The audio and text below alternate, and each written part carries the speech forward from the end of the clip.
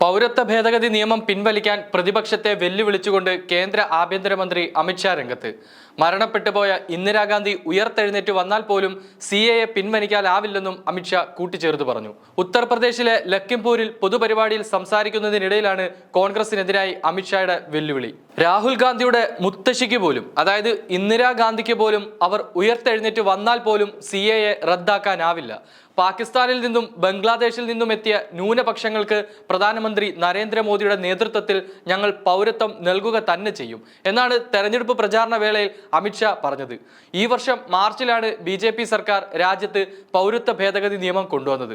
പാകിസ്ഥാൻ, ബംഗ്ലാദേശ്, അഫ്ഗാനിസ്ഥാൻ എന്നിവിടങ്ങളിൽ നിന്ന് ഇന്ത്യയിലെത്തി സ്ഥിരതാമസമാക്കിയ മുസ്ലിം ഇതര മതവിഭാഗത്തിൽപ്പെട്ടവർക്ക് പൗരത്വം നൽകുന്നതാണ് നിയമം.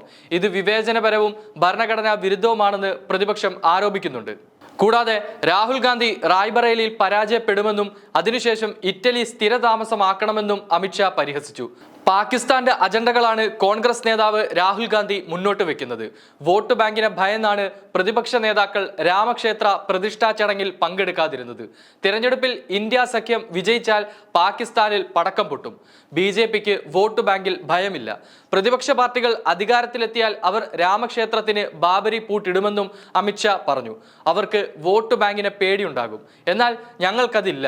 ഞങ്ങൾ രാമക്ഷേത്രം നിർമ്മിക്കുക മാത്രമല്ല, ഔറംഗസേബ് തകർത്ത കാശി വിശ്വനാഥ് ഇടനാഴി പുനർനിർമ്മിക്കുകയും ചെയ്തു എന്നും അമിത്ഷാ കൂട്ടിച്ചേർത്ത് പറഞ്ഞു.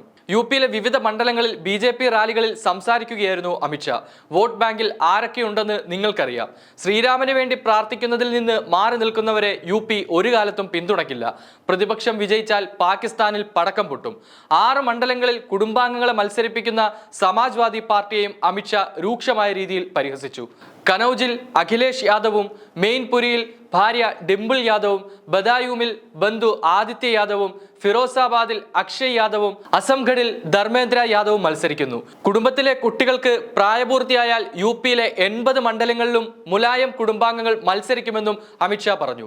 2 ദിവസങ്ങൾക്ക് മുമ്പ് ഒരു സ്വകാര്യ ചാനൽ നൽകിയ അഭിമുഖത്തിൽ ഭാരതത്തിൽ ഭരണം നടക്കുന്നത് പൊതു സിവിൽ കോഡിന്റെ അടിസ്ഥാനത്തിലായിരിക്കുമെന്നും ശരിയയുടെ അടിസ്ഥാനത്തിലല്ലെന്നും അമിത്ഷാ സംസാരിച്ചിരുന്നു. തെരഞ്ഞെടുപ്പ് അതിന്റെ മൂർധന്യാവസ്ഥയിൽ എത്തി നിൽക്കുമ്പോൾ പ്രധാനമന്ത്രി ഉൾപ്പെടെ BJP നേതാക്കളെല്ലാം തന്നെ വർഗീയ പരാമർശങ്ങൾ നടത്തുന്നത് തുടർന്നുകൊണ്ടേയിരിക്കുന്ന കാഴ്ചയാണ് ഇപ്പോൾ രാജ്യം സാക്ഷ്യം വഹിക്കുന്നത്.